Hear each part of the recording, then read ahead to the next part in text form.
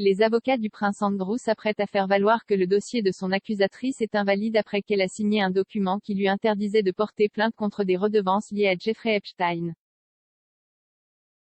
Virginia Giuffre poursuit le duc de York pour des dommages-intérêts non divulgués devant un tribunal de New York après avoir affirmé qu'elle avait été forcée d'avoir des relations sexuelles avec lui à 3 reprises alors qu'elle avait 17 ans.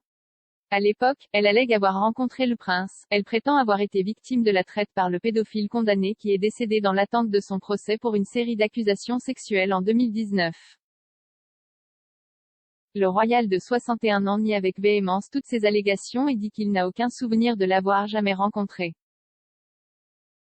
Alors que l'affaire civile avance, l'équipe juridique d'Andrew se prépare à utiliser un règlement que Madame Giuffre, 38 ans, a signé avec Epstein en 2009. Le document, qui a été récemment décelé, a vu Madame Giuffre accepter des dommages-intérêts non divulgués des Epstein après avoir déposé une plainte pénale l'accusant d'exploitation et d'abus sexuel.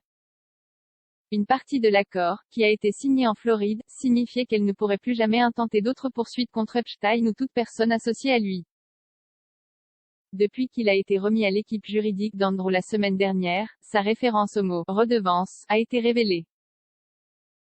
Le mois dernier, son avocat basé aux États-Unis, Andrew Brettler, a déclaré lors d'une audience préliminaire qu'il pensait que cela libérait le duc et d'autres de toute responsabilité potentielle.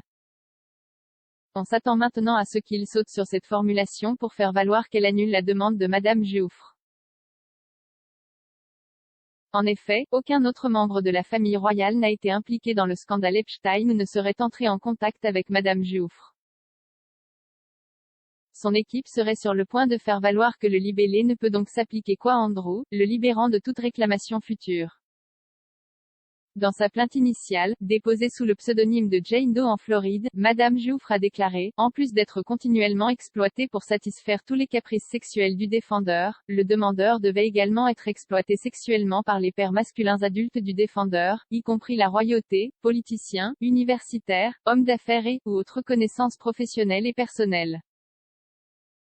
Le règlement qui a suivi a été utilisé par Alan Dershowitz, l'ancien avocat des Epstein, pour faire radier une plainte pour abus que Madame Giuffre a déposée contre lui. La nouvelle est apparue peu de temps après que la police métropolitaine a confirmé qu'elle ne prendrait aucune autre mesure contre le duc à la suite d'un examen. Dans un communiqué, la force a déclaré, par voie de procédure, les agents du MPS ont examiné un document publié en août 2021 dans le cadre d'une action civile américaine. Cet examen est terminé et nous ne prenons aucune autre mesure. Une source proche du duc a déclaré qu'il n'était pas surprenant que le May ait décidé d'abandonner son enquête. Ils ont ajouté, malgré la pression des médias et les affirmations de nouvelles preuves, le May a conclu que les affirmations ne sont pas suffisantes pour justifier une enquête plus approfondie. Le duc a toujours vigoureusement clamé son innocence et continue de le faire. En août, le May a annoncé qu'il réexaminerait sa décision de ne pas enquêter sur les allégations liées à Epstein.